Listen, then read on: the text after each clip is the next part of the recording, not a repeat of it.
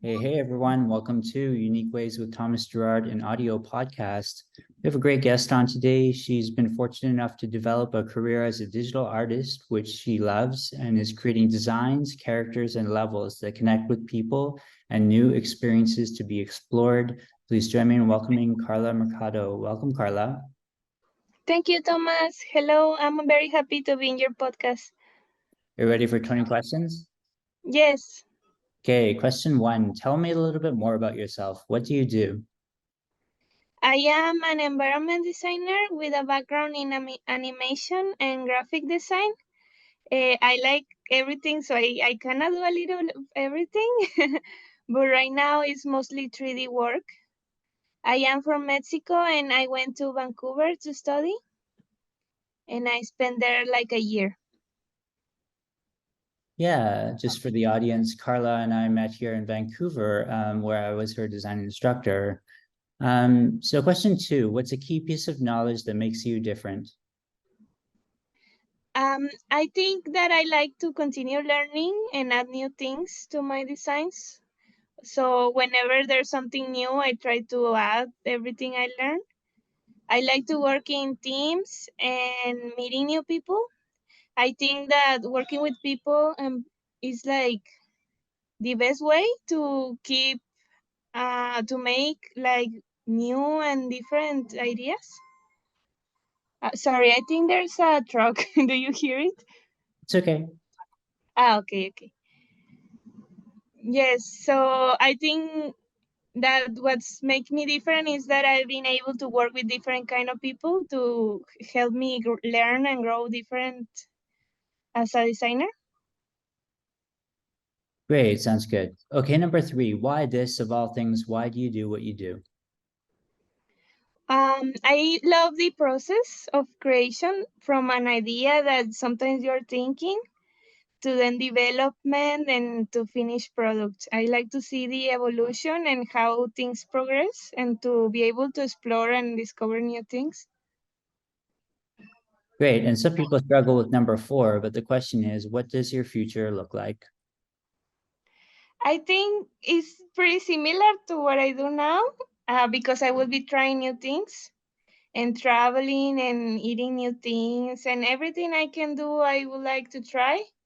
And also, I would like to keep connecting to friends and family, keep them near me.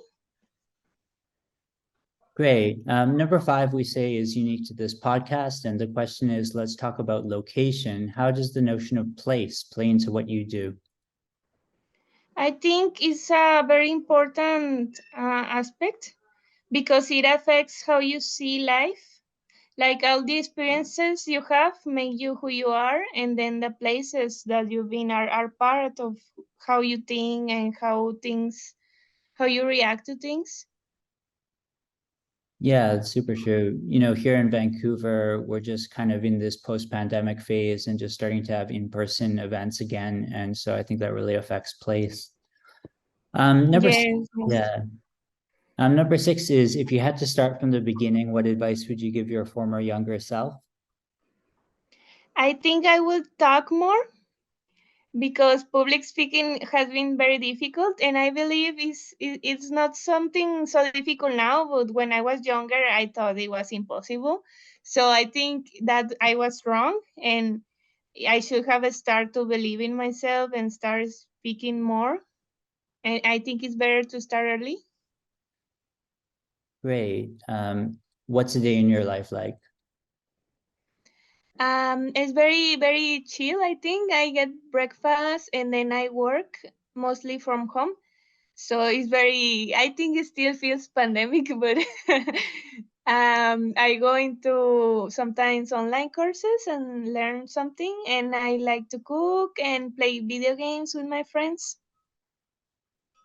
Great. That ties into number eight, which is around lifelong learning. And the question is, lifelong learning is a popular topic. How do you stay up to date? I talk with my friends and ask them like what they do and use in their workplaces. And sometimes we like to find conference that sometimes are near our city, and we go and hear from people themselves like what their experience are, and like like this podcast when they talk about their processes. I think that's very good to keep yourself updated and don't lose touch with the community and with the new tools. Great. And more on tools. The question is, what tools do you use? Are you both digital and analog? Yes, mostly digital. I use Adobe programs and Unreal and Unity because of my job, but I try to continue drawing and sometimes painting because it helps me pass the time and this not be stressed. And I'm thankful that I get the tools I need in my job because as a student sometimes it's difficult to use the tools because of the art programs are expensive. Great. And halfway number 10, how do you deal with work-life balance? I schedule the time I need to work and manage time because I don't want to either work too long or not work enough. I like to know like the measurement that I work so that I can finish and I can try to do other things. And it's also about talking to people and talk about the process and why it takes so long or why things maybe don't progress, but then with communication everything works. Great. And number 11, if you weren't doing what you do now, what would you be doing? I love what I do ever since I was young, and I was like, oh, I need to do something related to art. And it was difficult because at the moment we didn't knew like there wasn't enough technology or information. And I thought if I wasn't an artist, I would have been a lawyer actually, because I like researching and helping others. Great. And what would you not like to do with your career? Um, I think I wouldn't like it.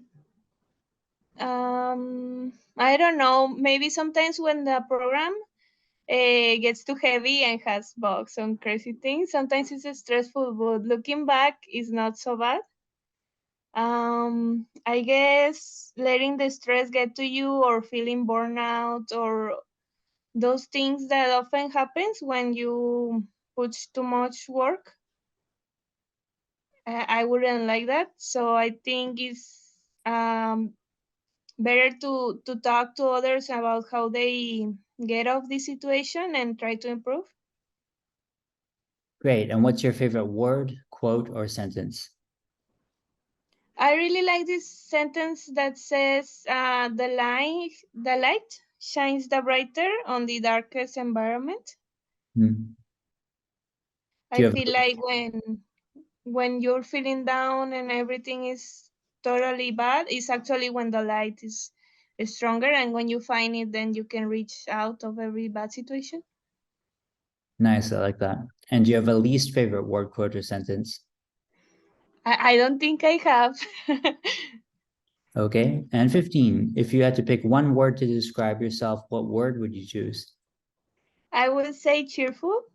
I'm laughing all the time, and I enjoy being with people, so they also find me cheerful and happy. What keeps you up at night? Many things. Sometimes when I think about an idea and then I keep thinking and don't realize how much time has gone. Sometimes I wanna read a book and I continue reading and I don't realize it. Or if I have an anxiety about something, then I need to do something else because I try to sleep and I can't. What's a dream you're chasing? I would like to become more confident in my work and be more independent. What inspires you? Mostly my friends and my family and how much they work for their dreams and how they don't let things affect them and they continue going. Last couple questions here. Number 19, any advice you'd like to share? I will recommend always help every others, like your peers or people who need you, and treat others kindly, because if you put people first, then everything works. When there's trouble and they know like, oh, this person is always being like good, then I feel like life just treats you better if you treat others better. Like it kind of balance, Nice. and do what makes you happy as well. Great. And number 20, how can our listeners keep tabs on you? How can we follow you? What should we check out? You can find me on LinkedIn as Karla Mercado, or on Instagram and art.carla. Awesome. Well, thanks so much for being on the show. It's so great to reconnect with you. Yeah, I knew you as a student, but now seeing your career blossom is really super exciting for me. I'm super glad to talk to you. Yes, thank you very much. I'm very happy to have the opportunity to talk again. Okay, thanks so much.